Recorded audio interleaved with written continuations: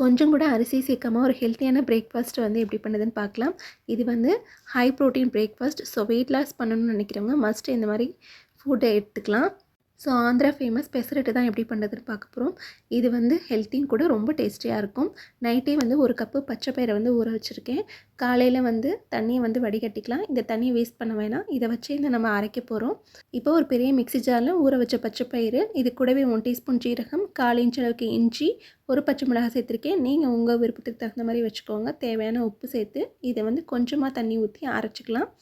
இட்லி மாவு பக்குவத்தில் இருக்கணும் இந்த மாவு. கூடவே வந்து வெங்காயம் இந்த மாதிரி பொடியாக வந்து கட் பண்ணி பவுலில் எடுத்து வச்சுக்கோங்க. இப்போ நம்ம வந்து இதை வந்து புளிக்கலாம் வைக்க தேவையில்லை. டேரெக்டாகவே தோசைக்கல்லில் வந்து ஊற்றலாம். ரொம்ப நல்லா வந்து தேய்க்கிறதுக்கு ஈஸியாக வரும். மாவு ஊற்றிட்டு லாஸ்ட்டாக வந்து வெங்காயத்தை ஸ்ப்ரெட் பண்ணிவிட்டு இந்த மாதிரி ஊற்றி எடுத்தோம்னா சூப்பராக இருக்கும் இந்த பெசரட்டு. ரொம்ப ஹெல்த்தி கூட. கண்டிப்பாக ட்ரை பண்ணி பாருங்கள்.